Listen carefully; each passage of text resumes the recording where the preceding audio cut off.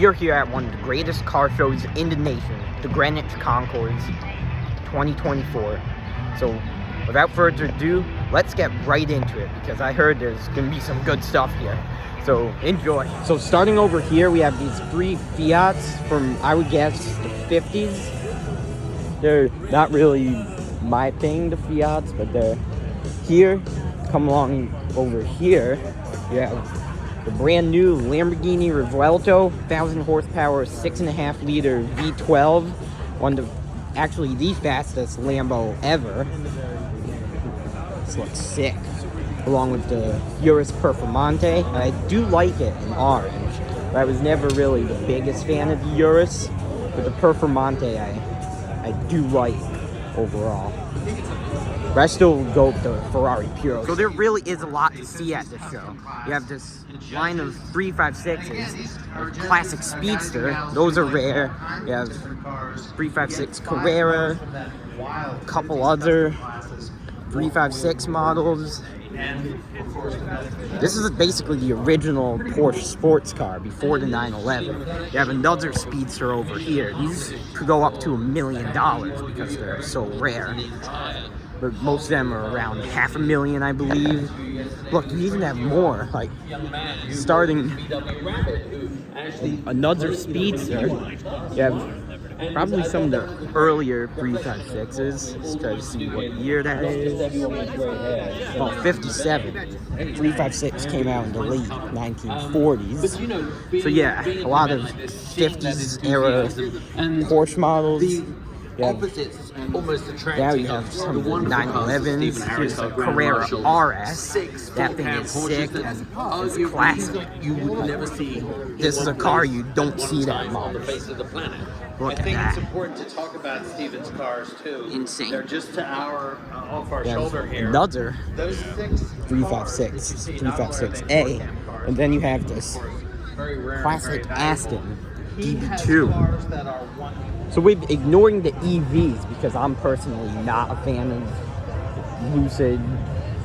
You have this XM, but not only that, if you come along right here, you have this Lamborghini Countach, the original poster car from the 1980s. And I believe this is a 25th anniversary edition Countach. Might be the same one that was at the Greenwich Concours last year. And then you have this classic Alfa Romeo in orange.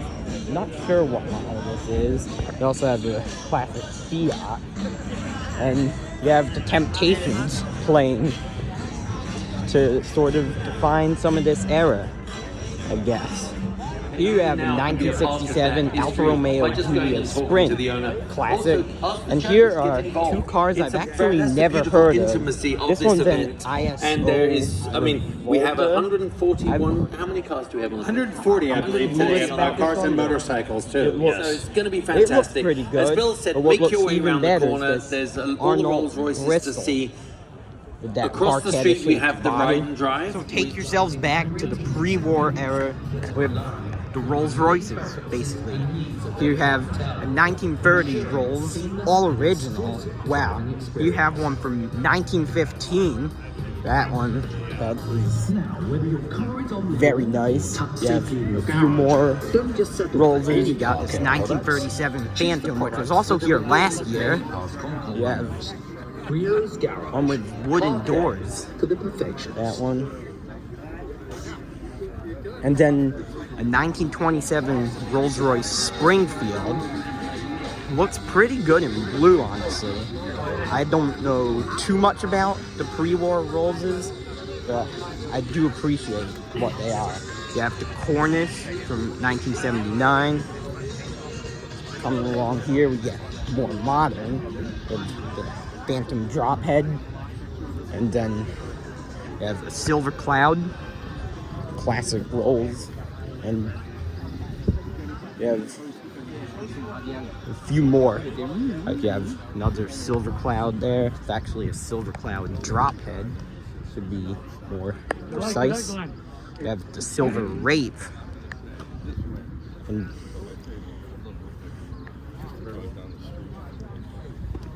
can just get by. We have, what's this one? Oh, a 1948 Silver Wraith. That looks pretty good. So here's one I missed without realizing what it was. This is a 1909 Silver Ghost. Now, if you're not familiar with the Silver Ghost, especially these older ones, like, this is a huge car. Just look at it. Think about it. It was like, what, 115 years ago? This was top of the line back in 1909.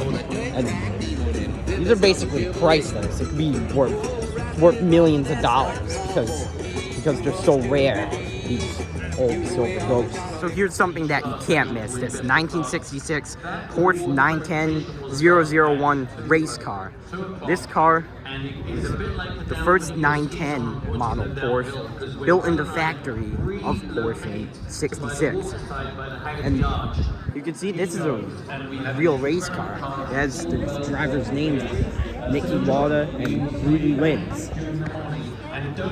Fascinating history.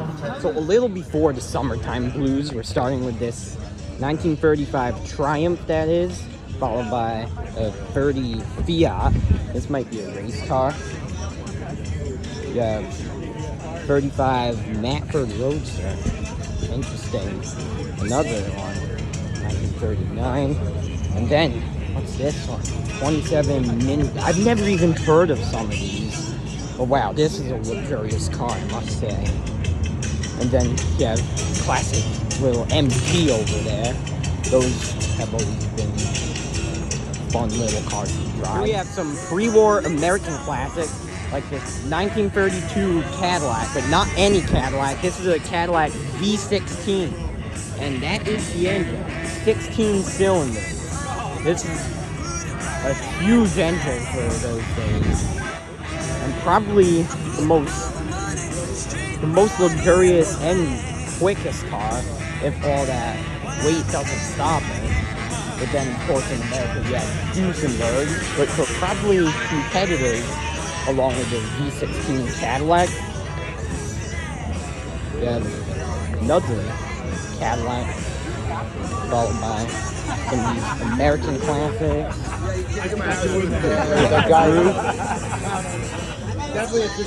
Ford Model A, followed by another luxurious car brand, Packard, one of the high-end cars in America, pre-war era.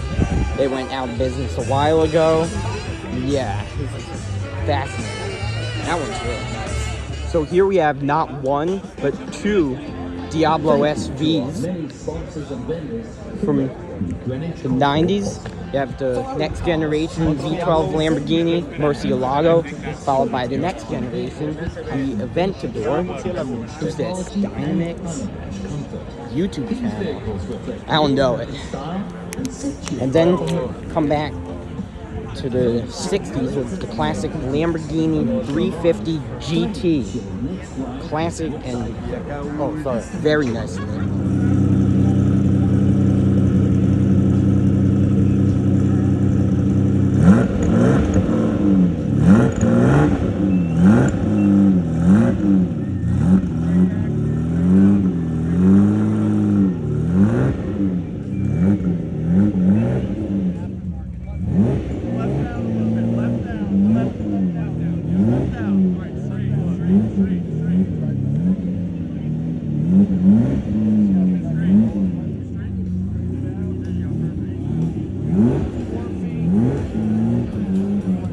So coming along to some of the post-war European classics, we of course have the 911 and 356.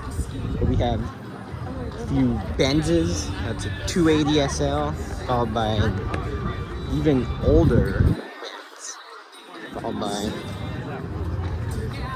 this Auto Union. Now, if you're not familiar with Auto Union, this was basically Audi before they called it Audi. Auto Union it started out as a German race car company and then eventually evolved into what we know today as Audi. So there's an interesting history lesson for classic cars. We have this 1952 Porsche 356, There's one of the earlier ones. So coming along to the post-war Italian sports section, you have this 1965 ISO Revolta, followed by, I think that was the car we saw back there earlier, Revolta, followed by what we know as the Ferrari Dino V6, the only Ferrari that doesn't have a Ferrari badge, but that basically evolved into like the V8 Ferraris eventually. Like then came the 308 and 328 and all the way up to what we have today, basically. But this was a V6 Ferrari, followed by a very classic Alfa Romeo 6C2500 from 1948. Now you might remember last year there's the Alfa Romeo 8C2900, which was won the stars of the show last year, followed by another Dino Rosso Corsa, very nice. And come along here we have classic Maserati 3500 GT. Honestly looks similar to the Ferraris. Here you have the Ferrari 330 GTC, probably one of my favorite Ferraris from the 1960s. It's more like affordable than like a really rare one that's worth somewhere in the multi-millions, but they still go for a couple $100,000. Here you have a 1959 Alfa Romeo 2000 Touring, looking really nice. This event is proudly sponsored by Chris Hardware, Senior Managing Director of 72 Capital Wealth Management. Call our Westport office at 203-571-3627. Coming along to some of the super and hypercars, like this Ford GT, the modern GT. Good car, but I honestly think it's a little overhyped, perhaps. It's overpriced, first of all. These are going for approximately $1 million, while only having a V6 engine, but it's not any plain old V6, because this car could still do like 216 miles per hour, followed by this Ferrari F12 TDF, one of my favorite modern V12 Ferraris. One of 799 and just a gorgeous spec in blue, just with those stripes also, and the rims. That looks great. Followed by, we have one of these Lancias. It's like a concept rally car. Followed by Bugatti Veyron Grand Sport. This has got to be a top spec also. Let's look at that. Wow. Veyron now moving into more of the hypercars. We have McLaren Senna. Even as being a big McLaren fan, the Senna for me doesn't really do as much because, first of all, the seats are kind of uncomfortable, and I just think there's better looking McLarens out there. Like, I would, in my opinion, the 765 LT looks better. And of course, with some of the McLaren Ultimate Series, you have the Sabre and Speedtail, P1, of course, F1. If we come around here, we have the 2005 Ford GT. It's looking great, especially lowered like that. Must be some sort of kit. Obviously has a very keen eye for design, and he's looking over cars, as you can see right now. But this is really Ford versus GM versus Chrysler. I mean, this was a war. This is some serious muscle right here. Exactly. And I thought it would be fun with the cars that we brought up here, especially cars you don't typically get to see at a show or at any event. I was thinking the same thing because here we have some American classics like this 1968 Cadillac DeVille. Basically one of the longest cars back then, followed by the Chrysler Imperial, followed by nice Lincoln, Continental, that is. We have the Oldsmobile 98, the successor to the 88. And if we could get by, Buick Electra, Cadillac Fleetwood, 1965, and another Imperial Crown, convertible that is. We have another Chrysler Imperial there, followed by, 57 Cadillac Eldorado, followed by another Eldorado, followed by this light blue one, the Series 62 convertible Cadillac. And here we have another luxurious American car, but this is from the 50s. This is a Mercury Turnpike, 1957. Mercury Turnpike Cruiser. That thing is long. Basically reminds me of the Cadillacs. Here we have an even older Cadillac from 1954, followed by a 56 Cadillac Coupe de Ville. Very classic. Two more American classics I missed down here. We have a 1957 Lincoln Continental, an early one. Well, no, the Continental goes back even further, but this is like kind of like what we usually think of more as the Continental that existed in the 60s, followed by a 1959 Cadillac Coupe de Ville. Honestly, a very good looking car for this era. Like, I do like these American classics, but yeah, that thing is long. Wow. Hey, I got in.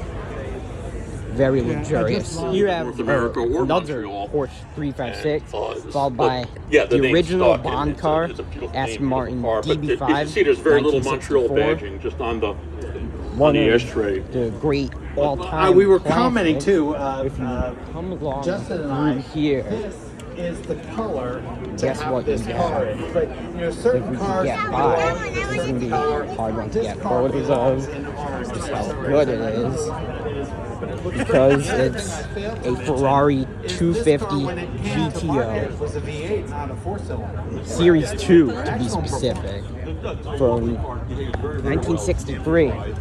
As we know it, might be the greatest car ever made, one of only 39, I believe. You have 3-liter Colombo V12 producing about 300 horsepower, and probably one of the most expensive cars also. If the 300 SLR only never sold for 143 million, this would be the most expensive car. But now it's number 2. You could expect these to go for between 50 and 100 million, basically. I think the highest sale was between 70 and 80 million for one. But yeah, just look at that. I would say this is the star of the show. Definitely. I think that's the model I gave you. Holy smokes.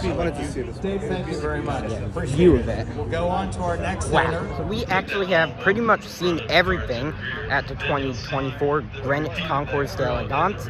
But yeah, I have to say it was a good show. Like always. And that 250 GTO is definitely the star of it, along with like the Alpha and a few other cars. But yeah, great show, and I hope to see you guys again next year at the 2025 Greenwich Concours. So thanks for watching, and stay tuned for more new videos coming out.